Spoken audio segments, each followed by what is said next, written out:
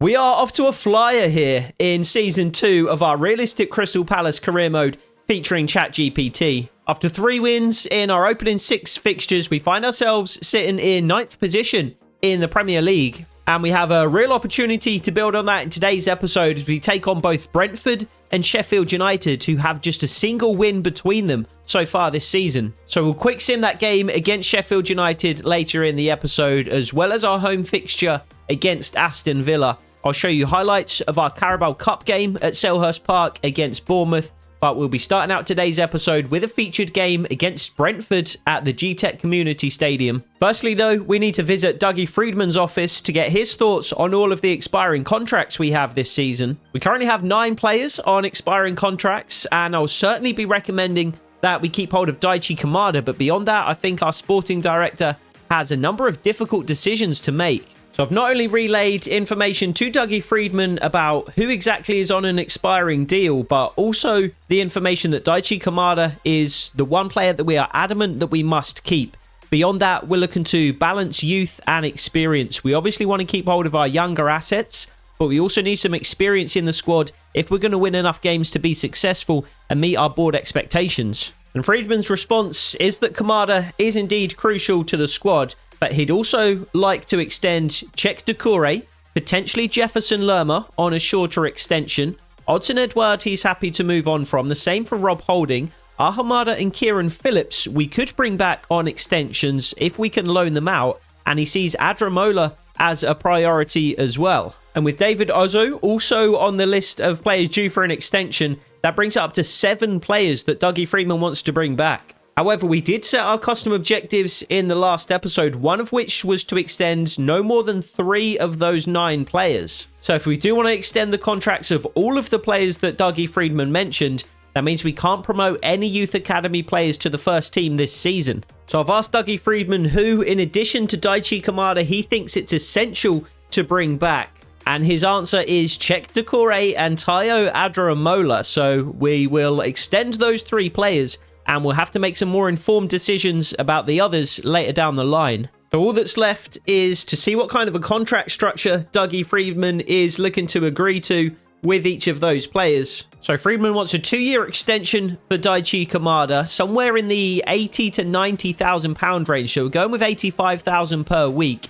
He also specified an appearance and a goal/assist bonus for Daichi Kamada. We're going with the goals. 10 goals, he gets an extra 250,000, and Kamada does agree to that deal, so he puts pen to paper, and Kamada will be back for 2 additional years after this current season. I've been undecided about Czech Doucouré, but Dougie Freedman seems to think he is a top priority, and to be fair, at 80 overall at 25 years of age, you can understand why. There's still a lot of value in the asset of Czech Doucouré at the very least. So Doucouré re-signs on a 3-year extension worth 60,000 per week. And then finally, Tayo Adramola is an interesting one. He wasn't a player that was particularly on my radar, especially since we do have Roscoe Torres and Tyrick Mitchell at left back. But with Tyrick Mitchell's relatively disappointing performances early in the series, there is a chance that we move on from him. Roscoe Torres becomes the true starter, and Tayo Adramola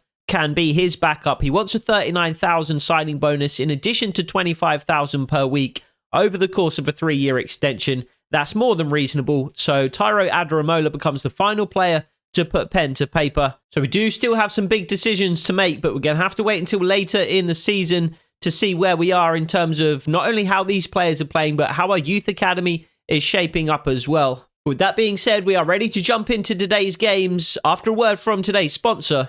Today's video is sponsored by Enigma Football, the UK's leading supplier of football shirt mystery boxes just like this one. Enigma stock a wide range of football shirts from clubs from the Big 5 European leagues, from lesser known teams around the world, and even from national teams as well. And you can be 100% certain that their shirts are authentic because they get them straight from the clubs and the manufacturers directly. Their mystery boxes start at just $34.99, and they can be as random or as customized as you like. Of course, you need to specify your shirt size, but you can also let Enigma know if there are any teams or leagues you would like to avoid, if there are any colors or designs that you would prefer, or you can just leave it entirely up to Enigma to choose for you. Enigma had a very good idea of what team I would like to receive, so they sent me this season's Crystal Palace shirt. This exact shirt on the Crystal Palace website would have cost me £60. But if you receive it in a mystery box, you get it almost half that price. And you can knock that price down even further by using code LAMSY at the checkout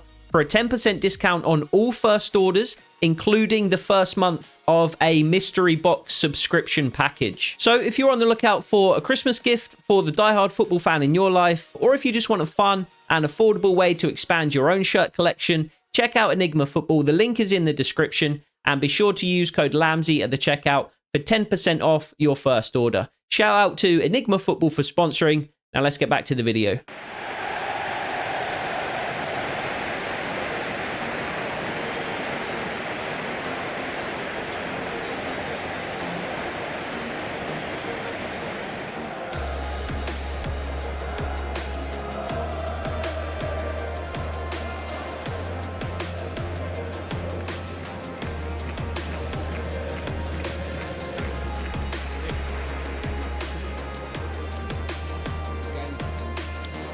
Thank you.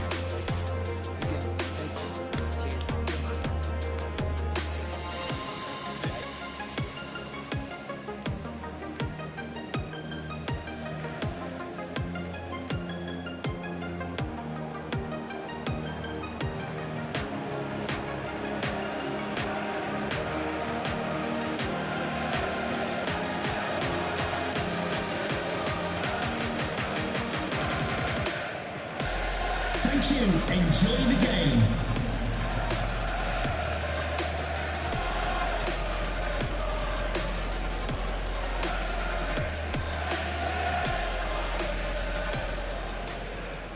So we are up in the commentary box at the G-Tech Community Stadium for a game against... How do I do this? Within 30 seconds to a minute of every game, I pass the ball directly out of play. Like, without fail. Every single time. I have no idea how.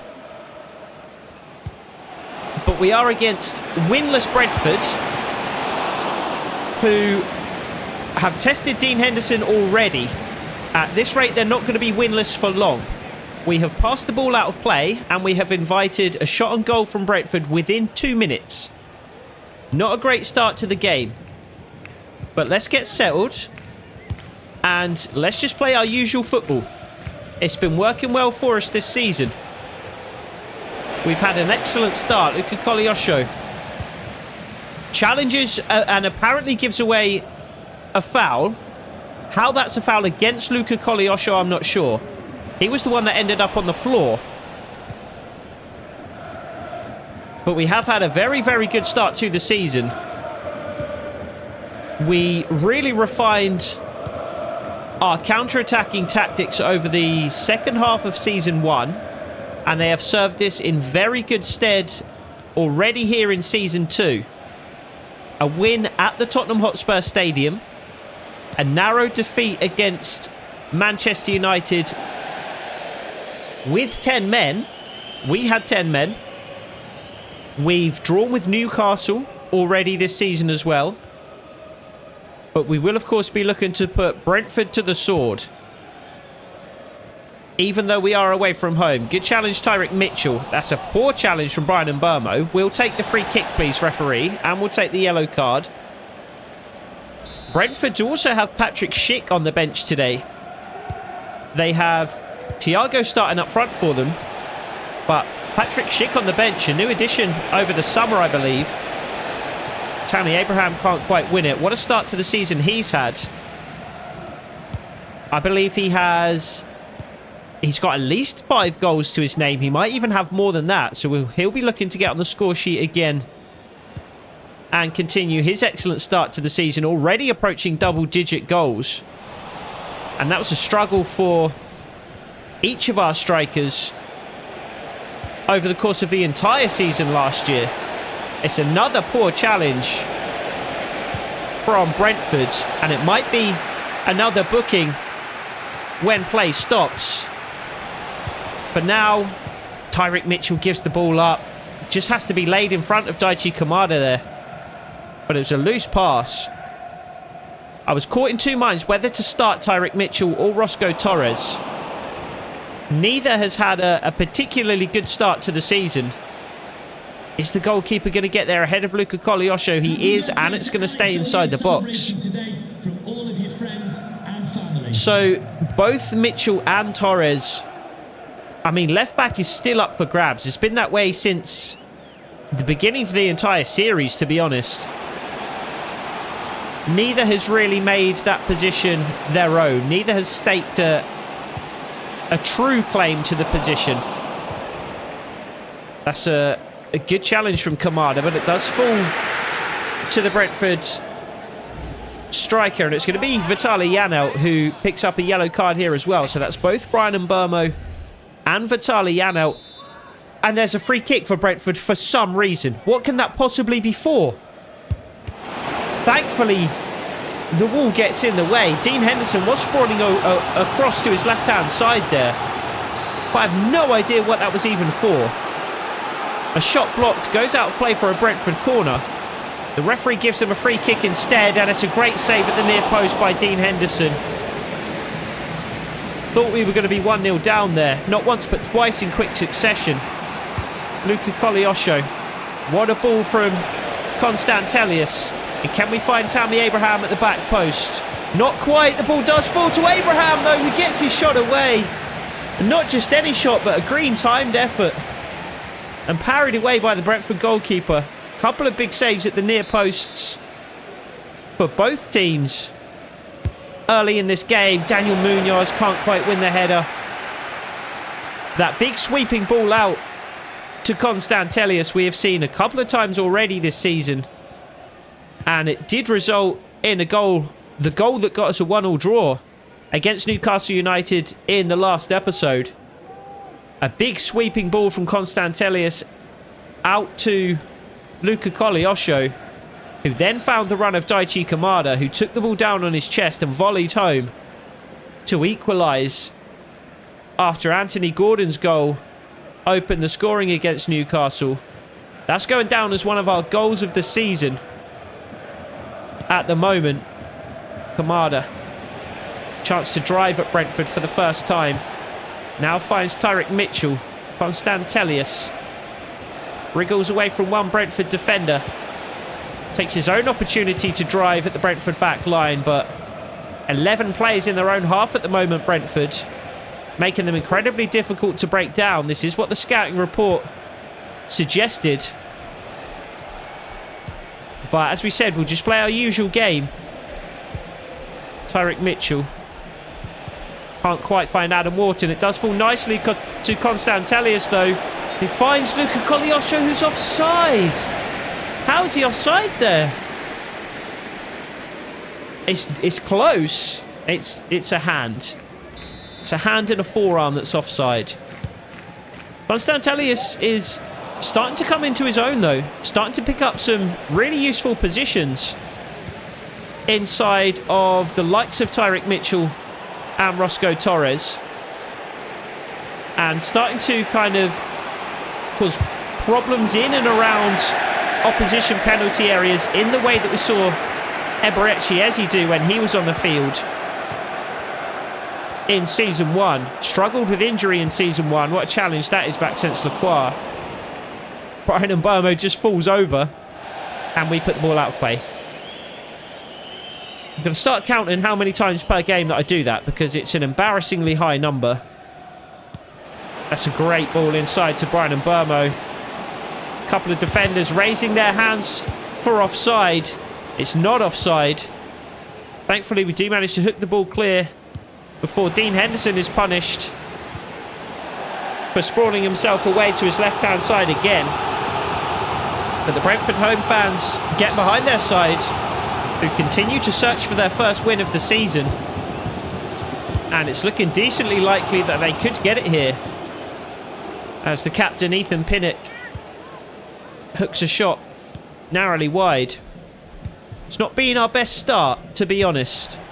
I was caught in two minds, not only about whether to play Tyrick Mitchell or Roscoe Torres, but also whether to change systems completely for this particular game. There has been calls in the comments to switch to a back four rather than a back three or a back five. Visser finds Thiago.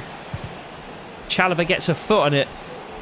Does fall to Visser once more though, and Daniel Munoz can't take the ball away from him, but it's a good block by Chris Richards, who continues to have an impressive season. Of course, we haven't only replaced Eberechi Eze with Constantelius, but we've also had to replace Mark Gahey with Chris Richards. Chris Richards, of course, a player who was already at the club, but with the addition of Trevor Chalobah and Maxence Lacroix, took a bit of a back seat last season. He has now stepped up into a far more prominent role in the first team, though. Luca Koleosho. Tammy Abraham inside, but Koleosho tries to cut it onto his left and get the shot away. But as I said, there have been calls to switch to a back four in the comments, and I think we will be doing that in the next episode. It's a good challenge, Daniel Munoz, but Visser just continues.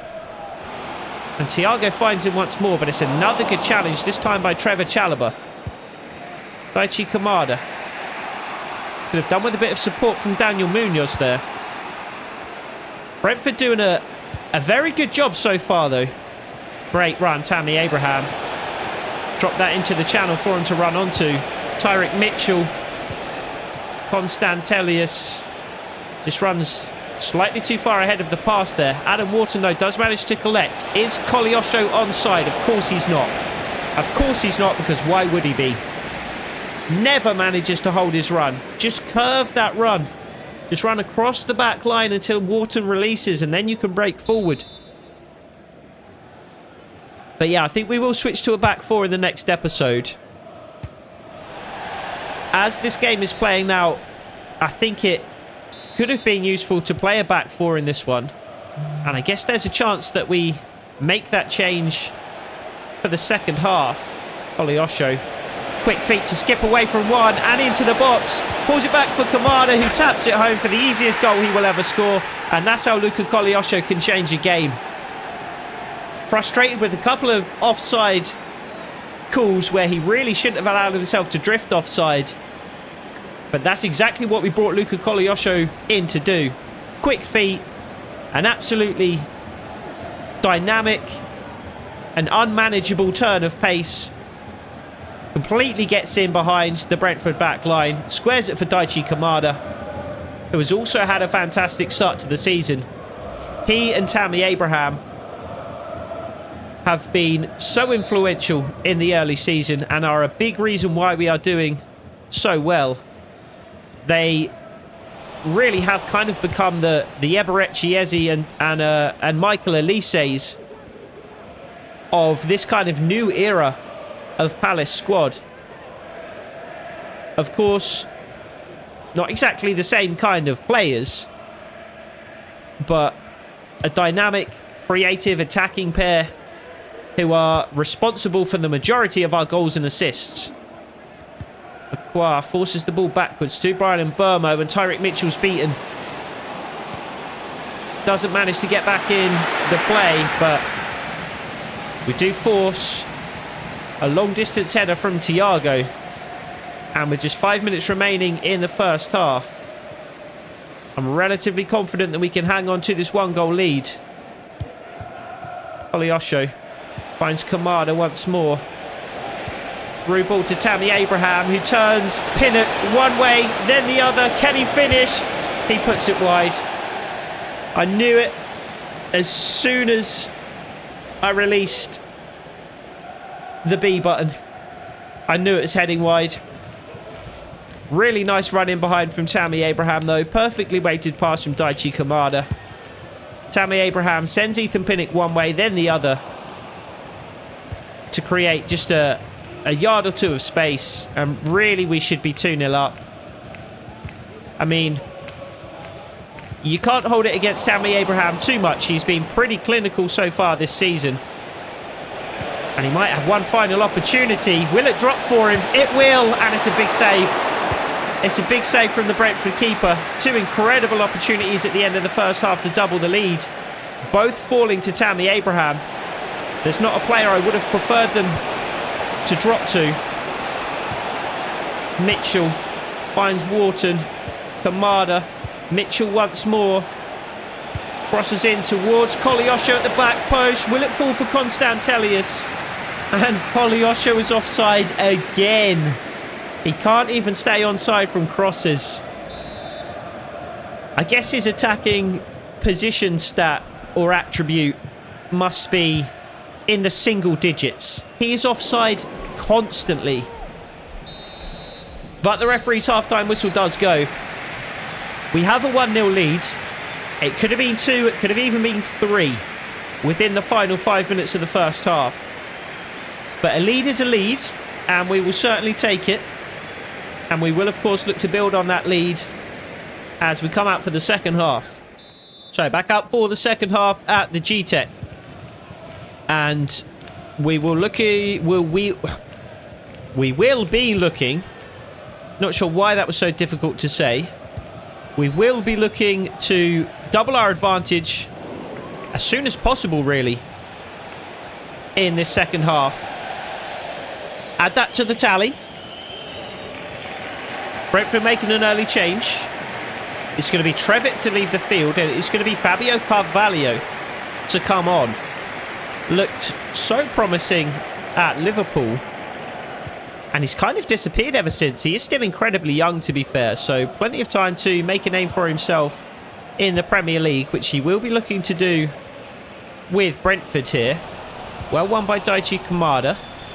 Konstantelius with a nice little run in behind. Wharton finds him. Konstantelius squares to Tammy Abraham, and that's the easiest goal that he will score all season long, you would imagine. 2 tap-ins into an empty net, created by just really good runs in behind. Brentford have sat deep, but we've managed to break through, first with Luka Koleosho, and now with Giannis Konstantelius. Kamada the beneficiary on the first occasion, Tammy Abraham the beneficiary on this occasion, and we do double our lead early here at the G-Tech, thanks to goals from the new faces of Crystal Palace, Daichi Kamada and Tammy Abraham. Adam Wharton and Giannis Konstantelius playing their parts in that goal as well. Adam Wharton, of course, as our new captain, is one of the faces of the new era, I would say, at Selhurst Park as well, certainly. Giannis Konstantelius, not at that level just yet, but at just 21 years of age, I believe. We are certainly hoping that that's what he grows into. And Burmo finds Pert Harris. And Burmo once more. Adam Wharton beaten on this occasion. Tyrick Mitchell not. Does well to steal the ball away. And again, we'll try and find Konstantelius. Instead, it's kind of directed more towards Tammy Abraham. Just wanted to thread the needle between the 2 Brentford defenders there. And I mean, I guess we did so, but not accurately enough. Let me use Daichi Kamada. I kind of wish I didn't now, though. Thiago all the way into our penalty area.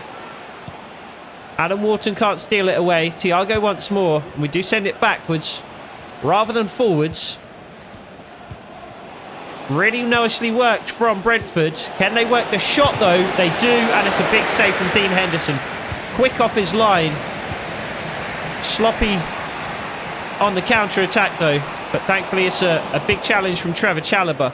Konstantelius brings it down, and of course, the referee is going to give a foul. Again, how that is a foul, I'm not sure.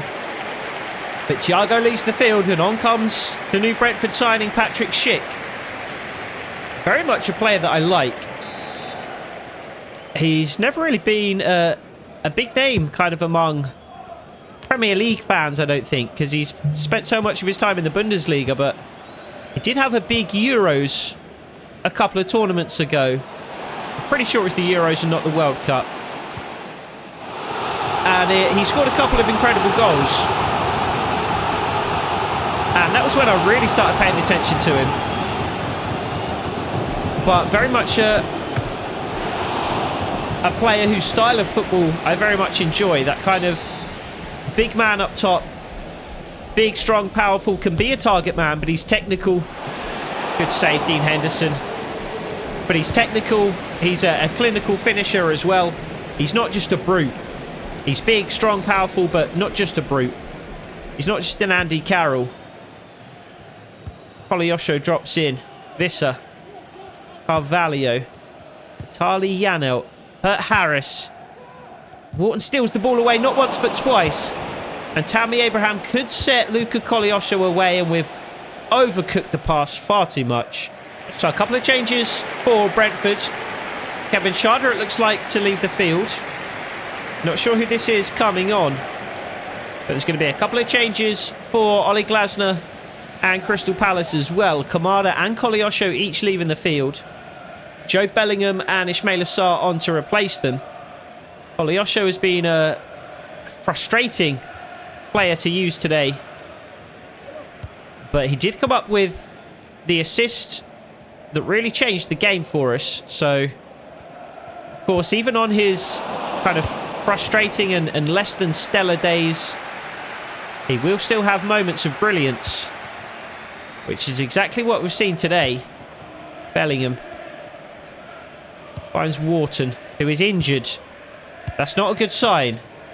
We will keep a close eye on that. Haven't really had any injuries to deal with so far this season. I was so indecisive there. Bellingham. I had about 6 players I could pass to. Instead, I just kept dribbling. Munoz pulls it back. Tammy Abraham at the back post. Doesn't fall to him, though. And we can't find Daniel Munoz. We've been poor today. We're really fortunate. Well, not fortunate exactly. Because, well, I was going to say we're fortunate to be 2-0 up. I wouldn't say we're fortunate to be 2-0 up. I would say we are fortunate that we've played Brentford, who are having such an awful season. They are going to continue to search for their first win, as we are almost certainly going to come away with all 3 points here. But if we were to play at this level against, let's just say, our next opponent's Aston Villa, then we would be in a lot of trouble. Thankfully, though, Brentford really haven't caused us many problems. And the problems they have caused us, Dean Henderson has been more than equal to. And it's primarily been going forward where we've been most poor. But again, we've just had a couple of moments of brilliance. First from Koleosho, and then from that combination between Kamada, Wharton, Constantelius, and Tammy Abraham finishing it off. But we're going to have to play better than this against Aston Villa, and likely even against Bournemouth if we're going to progress to the next round of the Carabao Cup. That is just awful. That is just awful. And we're kind of inviting Brentford back into the game completely unnecessarily. Ismail Assar. Constantelius does fall into his path. Tyrick Mitchell with a nice run, but again we've overcooked the pass. And it's going to go out for a Brentford goal kick. That will allow us to make a couple more changes though, as Czech Decore and Roscoe Torres come on. I accidentally skipped through the cutscene, so you won't be seeing that, but Adam Wharton and Tyrick Mitchell have left the field. And Lacroix loses out there. Daniel Munoz is going to have to tuck in. Thankfully, it's in the perfect position to intercept Johan Visser's pass. Again, though, we cannot keep possession. Brian Mbermo stood up by Lacroix. Decore with his freshly inked deal drops in to get in the way there as well. And Roscoe Torres can come away with the ball on the left-hand side. A bit more pace about him than Tyrick Mitchell. Just gives the ball away, though. Runs straight into the Brentford defender. And that's a fantastic challenge from Maxence Lacroix. Absolutely perfectly timed. Could not have been better. What is this? Is Ismail Assar offside? You have to be kidding me. You have to be kidding me. He's drifting offside there. Unbelievable. Go, Torres, go. Oh, perfectly weighted. Brian Mbeumo stuck out the leg. Couldn't get there, though. Constantelius has just allowed us to run straight past him. Do something. Tammy Abraham, make it 3. What a save. Perfectly placed cross from Constantelius. The header, anything but. Straight at the Brentford goalkeeper. Anywhere but there, and it's a certain goal. Tammy Abraham has grabbed his goal today, but he could have had a hat-trick easily. A handful of really, really good opportunities. I mean, it's not as if he's had a huge preponderance of opportunities. He's only had 3 or 4. It's just that each of those 3 or 4 have been absolutely unreal opportunities. Fantastic feat from Tammy Abraham. This is exactly what we needed. This is exactly what we didn't have from a Jean-Philippe Mateta. And it's red. It's Brennan Johnson. He was the substitute. It does look a lot like Brennan Johnson, actually, now that I've seen the name. But I just obviously didn't expect Brennan Johnson to be playing for Brentford. But he has come on and he has left the field in, what, half an hour? A half an hour spell? It's been a poor day for both sides. Just thankfully it's been more poor for Brentford than it has for us. How could that not be for Joe Bellingham? Joe Bellingham shoots from range. Parried away by the Brentford keeper. Roscoe Torres can't get there. This has been a horrible game of football. Apologies to everybody still watching, because the level of football on display here today has been that you might see in a League 2 game, or that you might have seen if you were also watching Tamworth versus Huddersfield last night. It was a dire game, and so has this been. But it's 3 points on the board. Brentford haven't been able to break us down with 11 men.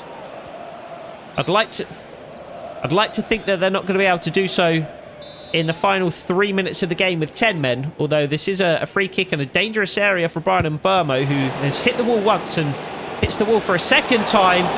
It's the second effort that was the more dangerous one, though.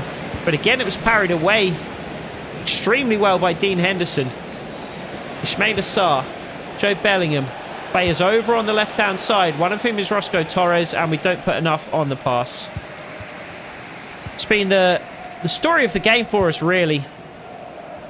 Just passes slightly under hit, runs half a yard too early. Well won by Chris Richards. We have defended well, to be fair. That's one thing we certainly have done. Constantelius can't quite find Czech Decore. Again, pass just slightly misplaced. Carvalho forces Henderson into another save. Chalobah just looks clear. And Ismail Assar just knocks it into the feet of Vitaly Janelt. Janelt and Mbeumo both picked up bookings early. And if you were to tell me Brentford went down to 10 men in this game, I would have expected one of those two to be the player to see red. But not the case. Brennan Johnson seems like a decent signing for Brentford, to be fair. But he hasn't shown that today whatsoever. 4 minutes of injury time have elapsed. The referee's whistle does go. It's been an ugly one. It's been a really, really ugly one. But if you can win an ugly game of football away from home, you know you must be doing something right. And we are certainly doing something right this season. So we will take the points. Even though Dean Henderson looks like he's about to burst into tears. We will take the points. We will move on. 5 attempts in total for Tammy Abraham. 4 of them absolute clear-cut should have been goals. We said in the second half against Brentford, we're going to have to play better against Aston Villa if we are going to come away with a result. A couple of changes heading into this one. Adam Wharton picked up a knock in that game against Brentford, so Czech Decore comes into the midfield to replace him, and William Davidson comes into the back 5 to replace Trevor Chalobah. Davidson, technically a CDM, but as you can see, he does fit in perfectly well at centre-back. He actually gets a +2 there, thanks to his attributes. We have an overabundance of centre midfielders. We are a little bit short across the back five. So Davidson will be filling in at centre-back at numerous times this season, including here against Aston Villa, where we come away with a narrow loss, a 2-1 defeat. Tammy Abraham does get on the score sheet, though, but a goal in the first minute for Ezri Konza, and then one just after the break for Leon Bailey. So potentially caught napping at the beginning of each of the two halves. Tammy Abraham on the score sheet yet again, though, which brings us to our third game of the episode against Sheffield United at Bramall Lane, and we are back to full strength for this one. So Trevor Chalobah returns. Adam Wharton also returns. Ismaila Sarr comes in on the right-hand side in place of Luca Koleosho, and we really should pick up 3 points here, and we don't.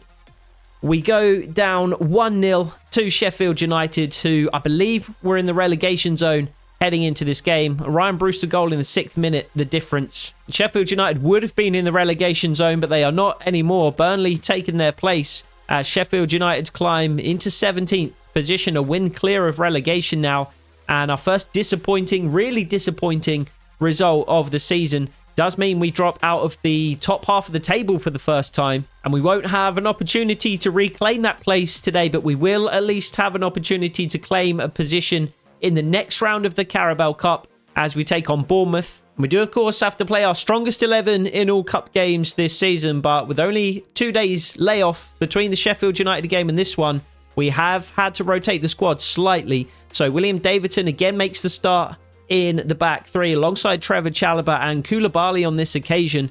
Daniel Munoz, Roscoe Torres either side of them.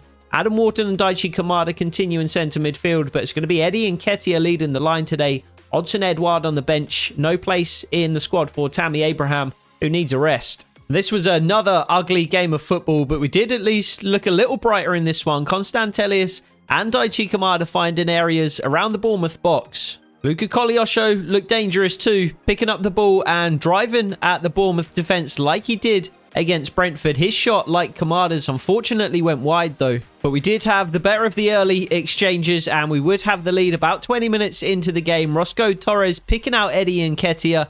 The goalkeeper came out to punch away, but Nketiah got there first. A brave header to open the scoring. That really woke Bournemouth up though, and we were reliant upon Dean Henderson to make some big saves. And when we weren't calling upon Dean Henderson, Bournemouth fortunately were squandering their chances. And when the ball fell to Giannis Konstantelius in the second half, he had an opportunity to score our second goal of the game, his first in a Crystal Palace shirt, but he too squandered his chance. But we did manage to hang on to the 1-goal lead, and we will progress to the next round of the Carabao Cup, which looks actually to be the quarterfinals.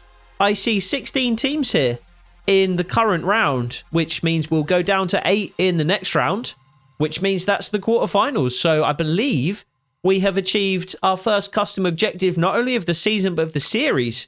West Ham also progress, a 2-2 draw with Preston in normal time, but they win 3-2 on penalties. Chelsea demolish Brentford, and Aston Villa get another win, beating Stoke 2-0. And indeed, we are through to the quarterfinals, so we have achieved that objective, making the final 8 of one of the 2 domestic cup competitions. However, I don't see why we shouldn't set our sights at the semi-finals, even at the final. We do have West Ham in the quarterfinals, which is a reasonable draw. There were certainly easier draws on the table, Ipswich Town being the most enticing. Sheffield United as well. I know we lost 1-0 to them in today's episode in the quick sim, but I'm confident we could have overcome them if we were to play the game. But that loss against Sheffield United does mean that today's episode is our first really disappointing one of the season. 2-0 against Brentford is an absolutely fine result, and of course overcoming Bournemouth, even if it was a bit of an ugly game in the Carabao Cup, is a good result. Losing 2-1 to Aston Villa is to be expected. To be fair, they're a stronger squad than us, and the scoreline was respectable. But losing 1-0 to Sheffield United just puts a dampener on the whole episode, really, especially considering we didn't play particularly good football throughout. It does also mean that we finished the episode in 11th position, and how far those 3 points could have gone. If we beat Sheffield United, we could have finished as high as 8th. We certainly cannot afford any slip-ups like that in the next episode. We will be taking on Fulham, Leicester, Bournemouth once more, and Everton. I see no reason why we shouldn't be aiming for at least 9 or 10 points in the next episode. And potentially it wouldn't even be outrageous to aim for all 12. So we came close fairly recently, but we are still in search of a perfect episode here in the Crystal Palace career mode. We have a very, very good chance of picking one up in the next one though. So I hope to see you there. Take it easy.